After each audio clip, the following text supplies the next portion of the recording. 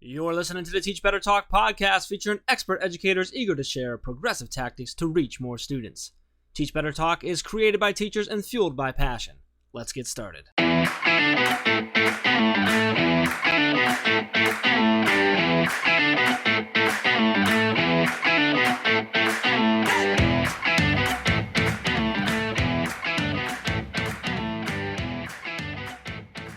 Hey everyone, welcome to episode 271 of Teach Better Talk. My name is Ray Hewart. I am here with Jeff Gargis, and holy moly, did you hear that number? 271 people, and we are still here. That's a lot. It's a lot. That's a lot of Jeff. I don't know how you do it. I really don't. You know what? I feel like sometimes people just need to be acknowledged for the work that they do, and I appreciate you acknowledging that that's a lot of Jeff, and I'm still here, so I appreciate that. I acknowledge this is the work I do. This is a part of the work I do. This is part of you do work for this. Yes. We did have a conversation recently, and listeners, you know this already if you've ever heard Jeff speak outside of hosting this podcast, is Jeff never mentions that he hosts a podcast ever. It's like, Jeff, what do you do?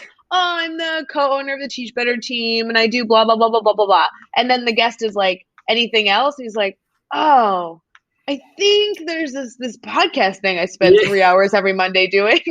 You know, Jeff Bradbury of the Jeff Bradbury Show and Ask Tech Coach, Jeff, when I was on his show, he goes, I noticed you didn't put podcaster on there.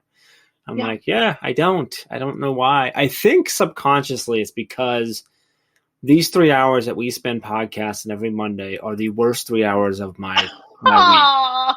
And I try not to tell people that I'm a podcaster because then I'm reminded. No, I don't know. I don't know why I don't.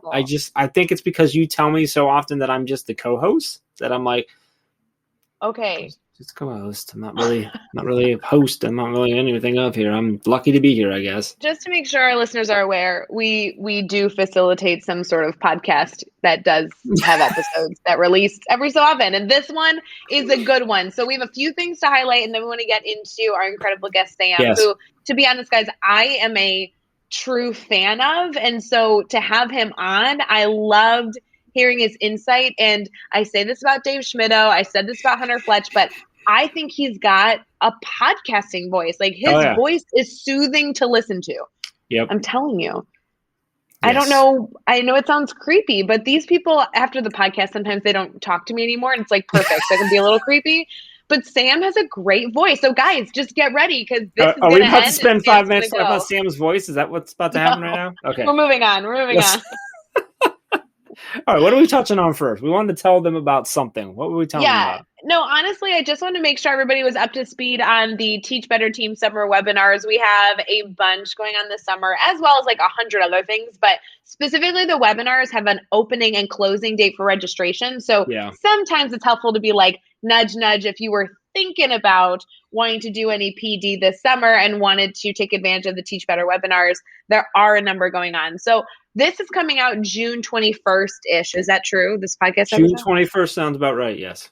Perfect. So just to be clear, if you are interested in like a grid method webinar where you're going to go through an entire webinar and build your very own student-ready grid, it just opened today. Or we are at least just celebrating it today, and we'll be celebrating it for the next few weeks, that Chad is facilitating a summer grid method webinar. I actually did one earlier this summer, and now Chad is kicking off another. So if you're interested in that, you can register for that webinar. That specific link. I know him. You know Chad? I know Chad, yeah. He's a good guy. He knows about the good method, so he's a good one to go to. That's true. Good. You know, I could tell you the webinars for these guys, but just go to the teachbetter.com homepage. Literally, it's on the homepage. Scroll down. It's right there versus me giving you the links. All right. Sorry, I messed that up. So grid method going on. Sorry, what else is there? That's my fault. Okay. I threw you off. You were on a roll. This is why I'm the co-host. It's fine. You're a disaster. So we do.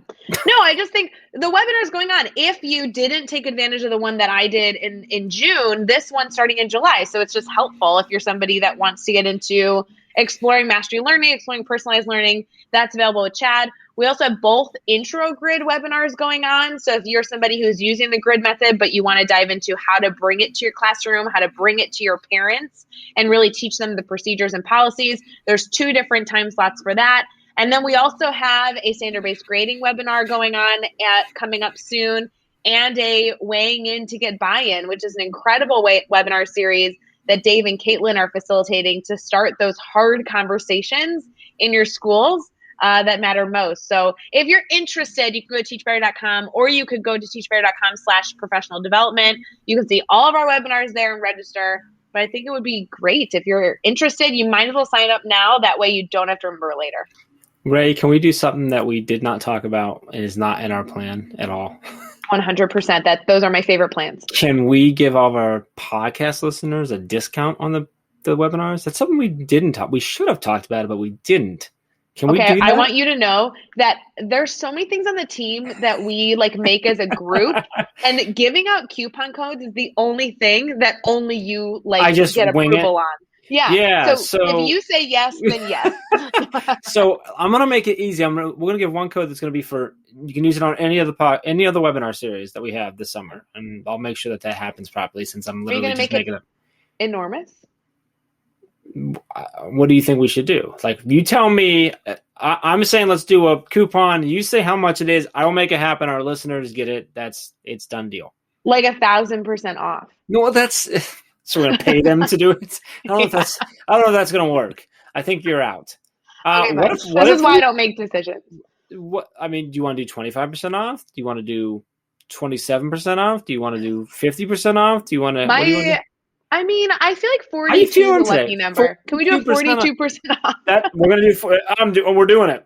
40. Guys, you're so lucky. You're so lucky. 3 is my lucky number. I was gonna go 3% off, and that didn't work nearly as well. I'm writing it down. So 42% off on any and all. You can use this for all of them. So you can attend a grid method one with Chad, and then do the intro one with Ray. Then do the weighing into buying with Caitlin and Dave, so you know how to bring the grid method to your school. Then do the SBG one, so you know how to grade properly within a mastery learning framework. It's perfect, right? And you can get 42% off each one of them, because why not? There's a problem with this. I'm going to make it easy so I can remember it. You're going to use podcast talk, one word, podcast talk, and get 42% off thanks to Ray Heward. Guys, this is a really screwed up coupon. With that said, we're going to get in this episode. So Sam Demma, if you don't know Sam is he's a speaker. He's a coach. He works with youth. He's starting to do a lot of work with educators and with schools and stuff as well. This guy is... I'm sorry, I almost refuse to believe, if he didn't have such like a young kid face, I wouldn't believe that he's as young he is, because the dude's wise. He's got, so much value in this episode. We had a blast on his podcast, one of his podcasts, which was the High Performing Educator. You, Chad, and I, all three were on it, which was crazy, but worked out really well. And this episode here, you already said that you're a fan. He's got the voice. He's also got the value, and he really shares it throughout this entire episode. So we know you're a fan. I am a huge fan too. Let's get an episode 271 with Sam Demma. Hey, what's up, Teach Better family? It's Jeff, and I wanted to make sure that you were aware of all of the webinar series that we have going on this summer. Our summer webinars kick off with our first series, which is a 4-week, 8-session series with Ray, all about the grid method. Also this summer, we have a grid method webinar series with Chad Ostrowski, the creator of the grid method. We also have 2 webinar series with Ray, all about building that introductory grid to get things rolling in your classroom. We've got Dave Schmittou and Caitlin Giordano talking about how you can get important conversations going in your school building or district with our Weighing In to Get Buy-In series happening in July. And then wrapping things up in August, we have our standards-based grading webinar with Dave Schmittou. To get all the details and register, head over to teachbetter.com today. All right, we are here and we are chatting with Sam Demma. And Sam, it is so awesome to have you on the podcast. We were just talking about how the episode where Chad and Ray and I were on your podcast came out just a little bit ago, and we so enjoyed, one, being on there and recording with you, but then hearing it back again and hearing it, a little bit later, and getting so much awesome feedback about, the episode and how good of a host you are and all like that. So Ray was just saying before we got started that she's excited about the fact we get to kind of flip the mic on you, which is one of our favorite things to do, is when we have a fellow podcaster come on and we get to spin the mic around. So super excited about that. Super excited to dive into your story and what you're doing. But before we get too far into that, man, how you feeling right now? I'm amazing, Jeff and Ray. Thank you so much, first of all, for having me. I'm super excited to be here. I'm tuning in from Toronto, just outside of Toronto, Canada. We're coming off a long weekend here in Canada, so got some good sun, and there's no better way to end this long weekend for me than to chat with both of you on this podcast. So I'm super pumped. I'm excited. Oh, it's going to be so much fun, Sam. I'm so excited that you're here as well. Before we get started, some of our listeners may not be connected to you, and I want to make sure that they are. So, will you tell us a little bit about your backstory, kind of answering that age-old question of like, hey, Sam, what do you do? Yeah, I appreciate you asking. I'll assume that no one knows me. My name is Sam Demma. I'm 21 years old. My story in a nutshell, if I was to ask you, Ray and Jeff, what did you want to be when you grew up, when you were a kid? Like, what is the answer that comes to mind? And maybe, Jeff, you can kick it off first. Dentist. And Ray, what about yourself? I wanted to be Jeff's best friend. Depends on what. Well, no, Sam. It depends on when you're like when I was young. Like what age are we talking about? 'Cause I was young for a long time. Yeah, let's talk about. It changed a lot. Let's talk about very Jeff young, when you were like 4 or 5. Now. So we don't need to go. We don't need to get back into that. That you have to go to listen to the episode on Sam's podcast to hear that. When I was really young, it was a dentist. Nice. It very quickly changed into a hockey player and then into a rock star. So and then a podcast host. No, I've never wanted to be that. What? Ray, What? Ray. So. Hey, Sam, do you want to be my new co-host? I'm looking for a new co-host. I think you and I could vibe. This is good. You're putting me on the spot live. This is crazy. What about yourself, though, Ray? What did you want to be when you were 4 or 5 years old? Oh, I for sure want to be a dance teacher, without a doubt. Nice. No, it's awesome. And I asked because of, I think that, even you as the listener, when we're all young, we have this dream that we have when people ask us, what do you want to be when you grow up? And we blurt it out. And, for me, it was professional soccer. By the time I was 13, I moved to Italy for 6 months, was living with over 25 international athletes. We were training 2-3 hours every day. Came back from that experience, didn't sign a professional contract, but I was exposed to the professional culture. And, soccer aside, there was lots of pasta, pizza, and gelato. I gained about 10 pounds, but we don't have to talk about that part of the story. No, I kind of want to talk about that part. No, go ahead. Keep me going. And by the end of the 6 months, I came back home. No, like I said, no pro contract, but I was exposed to the pro culture. And so I knew what I had to do if one day I wanted to play at a high level. And so what that looked like for me was starting high school, sacrificing everything in my life if it didn't support that goal and dream. And by the time I was 17, I was offered a full ride scholarship to Memphis University, big Division I school in the US, just in Tennessee. And unfortunately, I ended up tearing my cartilage in my left knee a week before the tournament opportunity where they were going to finally sign the papers. And that led me down a 2-year journey of undergoing 2 major knee surgeries. I tore the labrum in my right knee, didn't operate on it. The cartilage in my right knee, didn't operate on it. Tore the labrum in my right hip, also didn't operate on that. And after 2.5, 3 years of trying to get myself back into the game, I finally made the toughest decision of my life, which was to stop. And I know you might be able to relate to this as an educator or working in education, but oftentimes we attach our self-worth to our roles and our titles and the things that we do every day. And for me, it was so bad that I used to even call myself Soccer Sam. And it's like soccer and Sam were one and the same. They weren't separate things. And so I ended up losing my identity, going down a crisis, mid-teenage crisis, I can call it, when I was about 18. Had no clue what I wanted to do with my life. And then I met this selfless, life-changing mentor, a wise old man by the name of Michael Loudfoot. And it was in his world issues class where I started finding myself. He spent the whole semester breaking down the lives of figures in history who have massively changed our world. And I remember it was one day in April of 2017, as he's breaking down the lives of these figures in history that we could all name, and he's writing their names on the blackboard, and he's challenging us to try and figure out if there were any common traits amongst these people that enabled them to make a difference. And he boiled it down to these 3 simple words: small, consistent actions. And he said, Sam, if you want to make a change, just take a small, consistent action. And I took that phrase, that lesson, very seriously. And every day walking home from high school, started taking the small action of picking up garbage. Not because I was an environmentalist, but because I thought this could be my small thing to see if my teacher's correct. That led to an organization we started here in our hometown called Pick Waste, where we would pick up trash for 1 hour once a week with local high school volunteers. And it grew. And, we did it for 4 years. We filled just under 3,000 bags of garbage. was featured all over national news here in Canada. We had an event in 2018 where we stacked up 140 bags of trash in front of our old high school to raise awareness in our local city. And we called it, get this, we called it the Leaning Tower of Trash instead of the Leaning Tower of Pizza. And that's really what led me into all the work I'm doing now when it comes to volunteerism, keynote speaking with young students. I talk about servant leadership and the importance of giving back. And so I started speaking and doing all this work when I was 18. I'm 21 now, and that's really what brought me to where I am today. I hope that summarizes it in not too long of a story for you. No, it does, and the work you're doing is really just really exciting and inspirational. And watching you doing it, I wonder if you could share into the podcast. You know, we were just talking about how we were on your podcast. Can you share a little bit about the podcast, where it came from, what it's about, what are you trying to do with it? Yeah, phenomenal question. I actually have two shows, one that you might not even know about yet. So I started my first podcast about 2.5 years ago, and I called it The High Performing Student. And I interview people of all walks of life on that show, as well as do a ton of solo episodes. And everything is geared towards supporting, helping, empowering, and equipping young people. It has over 44,000 downloads, over 186 episodes. That's one of the podcasts that I've been running. There's another one, though, the one that you're referring to, that I started back in May of 2020, that's a year ago, called The High Performing Educator. Because when COVID hit, I figured students, not only students, but also educators need support during this time. And I didn't consider myself somebody who understands totally the world of an educator at this point in my life.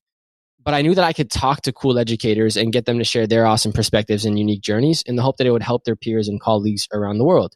And so that's what I started doing. I reached out to some educators I knew and I said, hey, can I interview on the show? I'd love for you to share your journey. And, you know, that first invite was to a gentleman named Dave Conlon back in May. And now I've done just under 100 interviews in the past year. Wow. And I was aware of the other one. I knew Nice. Both of them. But yeah, I really appreciate you mentioned that too. And we had a blast on that podcast. It's very well done. I've told many that you are just an incredible podcast host, which if you couldn't tell, we asked him a question and he flipped the question on us, which just shows you how good he is at this. So appreciate that, man. I'm excited about this one. I want to get into this. This is my favorite question. And I say this, I think every episode I say this is my favorite question. And that is talking about a story of failure. So I'm hoping you can share with us a story of a time that you've had a failure that you've had to overcome. Take us there with you. What happened? How did you overcome it? And what did you pull away from that experience? Oh, there's so many failures. There's so many juicy failures, Jeff. That's a hard question. I would say this is one of my first, but one that I never forget. And when I say first, I don't mean back when I was a little kid, but when I initially started speaking, I pride myself on being super early because I had a mentor teach me, you know, if you're early, you're on time. If you're on time, you're late. And if you're late, you're forgotten. And so I always strive to be 30, 45 minutes early to a presentation. And I remember it was, I think 3 years ago, I was just starting and I was sitting out back. It was, maybe it was March, April, or May. It was really warm outside. And I got a text on my phone saying, hey, we're all here at the assembly. We're just waiting. Hopefully you'll be here in a couple minutes. And I remember reading the email on my phone, sitting in my backyard, knowing that it was an hour and 15-minute drive from my house, totally forgetting that I had this event, totally forgetting it was on my calendar. I don't know what happened.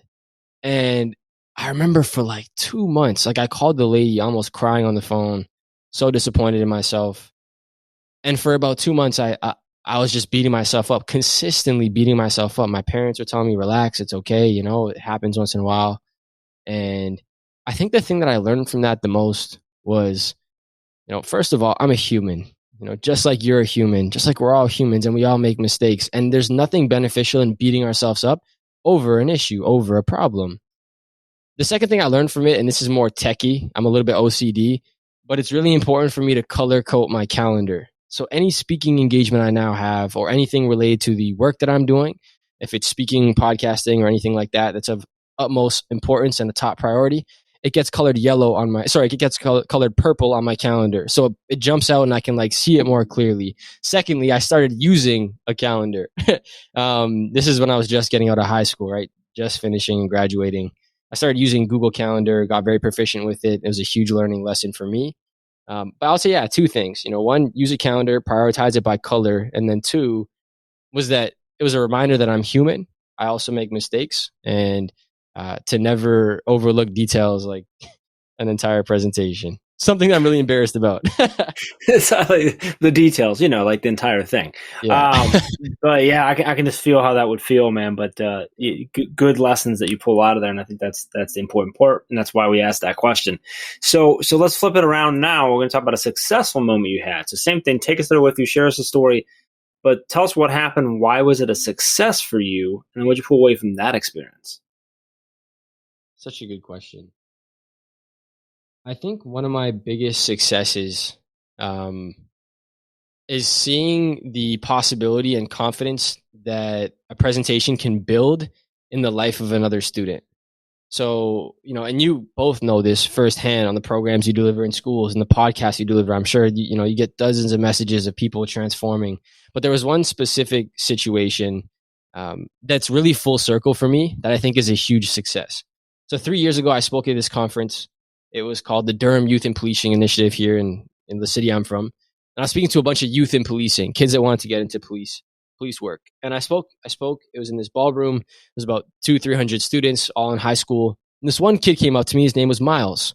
And me and Miles exchanged some words. We stayed connected. We really connected on a deep level because he wanted to be a professional soccer player. So did I. We stayed connected. We talked. He ends up going to the same high school I go to, is close to graduation, and ends up becoming the valedictorian for his high school class. And I thought, wow, this is so cool. I'm a speaker. Miles saw me speak. He's about to become, he's about to be put in this position where he also has the ability to speak. And he reached out to me and he said, hey man, I know we haven't talked in a little while.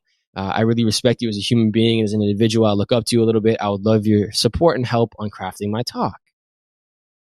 And this sounds like a very small thing. But to be able to stand in front of somebody, build confidence in that person, build potential and possibility, and see it in that person, and then it come full circle to the point where they're doing something they thought they might have never done before, is a huge success for me.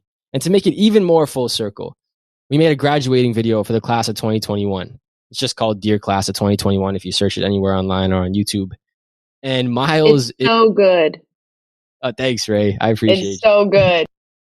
So I think the coolest full circle moment of that as well is that Miles not only reached out and asked me for advice on his own speech, but he acted as the student in our video because we filmed it in the studio, and he's the graduating kid sitting at a desk in a gown as we're going through the presentation. So that was probably one of my most recent things that stick up in the front of my mind, and a success that I'm really proud of because he's grown into an awesome young man. Sam, I know that as a podcast host, you should never tell your listeners to stop listening and go do something else. Yep. But I'm going to just half break a rule. Don't leave the podcast. Leave it playing on your phone or wherever you're listening right now. But go over to Sam's Instagram, go find this video, and at least bookmark it and save it. So after this podcast episode's over, then you can go watch it and experience the whole thing. Because that way you don't forget. I'm just trying to help you remember, people. That's why I'm here. Thanks, Ray. Sam, something I really enjoy about listening to you speak, whether it be as a host of your own podcast or even just here when we're flipping the mic, is I love the passion you exude. I love I don't know how to describe the place in which you speak is so inspiring. I really love the tone of voice that you use, the storytelling you use. I think you really truly have a skill in this, which is why it doesn't surprise me at all that you've been incredibly successful. So when it comes to the work you're doing in education, all the work you're doing in education, what do you feel like is keeping you most excited these days? What are you most looking forward to? I think it goes without saying, you and Jeff, and if you're an educator listening, you probably want this just as much as I do. And hopefully COVID's behind you where you're from now. The thing I'm most excited about is doing shows again in person, doing work in person. Mm-hmm. There's just something you can't replace, that human interaction. Of course, we could turn our cameras on and we could talk to each other and we could, text each other and call each other and FaceTime each other, but nothing beats the hugs or the high fives, or the moment where you can really stare in some other human's eyes and they know that you care about them and you make them feel seen, heard, and appreciated. The same way you act with your students in class when you have a breakthrough with a student that you've been working with for a while. Those are the moments I live for. And I'm super excited to have more of those moments. That being said, I think there's also a huge opportunity right now for reflection, not only for teachers and educators, but for students to reflect on who you want to be, where you want to go, who do you want to become. We have an unprecedented amount of time at home. And I think it's really exciting to see how certain students and educators and organizations and institutions will come out of this period, having reflected on what they could do differently or where they want to go in the future. So important. Sam, I think you're full of advice, but if you had to identify one piece of advice that you're going to give teachers, kind of for them to think on as your piece of advice for your Teach Better Talk podcast episode, what would you share with them? Such a great question. And I'll preface this by saying I'm not an educator. Some of you listening probably taught longer than I've been alive. So, take this advice from my personal experiences in the hope that it can help you. And if not, that's totally cool too. I'll share with you an experience. I think a very strong piece of advice I could give is to know two things. One is to know when to say no. I think there's so many opportunities, not only in education, but especially right now. You could be being pulled in 20 different directions, and saying no sometimes is even more important than saying yes. I find that being at home, working from home, or even working in a hybrid environment, sometimes your life and your work get totally mixed together, and you're going to have to say no to things to keep your sanity, in my opinion. So being okay with saying no, knowing how to say no, I think is extremely important. Someone taught me recently this little phrase that I think is super impactful. Someone asks you to do something and you want to say no in a very kind way. You just say, look, I really wish I could, but I can't right now. I really wish I could, but I can't. And it's to the point, it shows that you really wanted to do the thing, but you just can't do it. I've been using it a lot during this time to make sure that I prioritize my self-care so I can pour into other people. That's the first piece of advice. The second piece of advice that I would give, and sorry, I know you asked for one, I'm basically breaking the rules, but it seems like we like breaking the rules on this show, so I'm going to go for it. The second piece of advice I would give is approaching your career like you're a farmer. And that sounds kind of funny, but technically what a farmer would do is they would get seeds, they'd plant it in the grass, they would have in the dirt, and they would water it day in and day out and day in and day out. And sometimes it would take, 4, 5, 6 months before something grows or before a tree pops out of the ground. And if you think about that, like your classrooms, and even if you're not a teacher, the work that you do, you're consistently planting seeds in the lives of other human beings, and you're watering them every single day with the effort and energy you pour into those relationships and people. It'll bloom one day. It'll grow one day. It might not be while you're still talking or teaching that person, but just know you've planted the seed, and one day it'll bloom. I think that also really inspires me, and it reminds me, even when I do a presentation and certain people don't, reach out, maybe there's 100 kids and I hear from 20 of them, and the other 80, I'm kind of wondering like, I wonder if it really touched them as well. You planted a seed in those people, even if they don't tell you. The same way as a teacher, you plant seeds in your students. And I think it's just a really powerful reminder so that we keep going. We don't downplay our own brilliance or our possibility that we can plant in others. I love that, Sam. And so important for teachers to realize that, sometimes you may never get to see the plant that you grew out of the seed that you created, but know that you're creating those seeds and you're planting those seeds and nurturing them. I love that. Let's go into this. We're going to do the next 6 questions. I'm going to throw them at you a little bit faster. Your goal is to answer each one in 15 seconds or less. You ready? I'm ready. All right. Give us a tech tool you cannot live without. Oh, GarageBand. So I record all my podcasts. Give us a book you're reading right now. Right now, I am reading Predictably Irrational. It's a book on psychology. Check it out. Who do we need to follow on Twitter or Instagram today? You should follow the Teach Better team. No jokes. I think a great person to follow is Naval. He's a tech founder, very interesting thinker, Naval. Give us a YouTube channel, website, or podcast for educators to check out. Yeah, I'll plug my own, but I'll plug your episode. You should check out, Jeff, Ray, and Chad's episode, the Teach Better team, on the High Performing Educator podcast. You can find it at highperformingeducator.com. I'll leave it there. Give us a daily, weekly, or monthly routine every teacher should get into. Weekly planning. I think weekly planning and monthly planning is huge. Setting aside about an hour every Sunday just to plan out the next 7 days of your life. Time blocking every hour of every day, what you hope to achieve or complete. And what is the best piece of advice you've ever received? Oh, it's a tough one. Oh, it's so hard to single things out. I would say Vincit Qui Patitur, which is a Latin phrase, which means, he who endures conquers. It takes struggle and pain and hardship to get to a place worth being at. Boom. Nailed it, Ray. I know. It's like he's done this before. I mean, I'm not saying I had any doubts, but still, Sam, I just want you to know that the Teach Better Talk trophy will be on its way in the mail. And there's been rumors that it's not real, but Sam, don't believe it. It is real and it is coveted and it is headed your direction. Now, look, though, we are dealing with some border crisis, so it might take 3 to 4 months to get there, but it's on its way. It's fine. He's going to be looking outside his door, waiting every single day for it to be. It'll be fine. No big deal. Sam, I want to. Yeah, exactly. He'll be patient. Sam, I want to make sure all of our listeners can stay connected to you. I want them to go subscribe to your podcast because, like all of our listeners know, taking the time to subscribe, rate, and review podcasts allow other listeners, future listeners, to connect with the content. So please make sure you go check that out. But also, I want them to follow you on your social media. So, Sam, can you share all the details of how people can stay connected to you? Yeah, absolutely. Thanks for giving me this opportunity.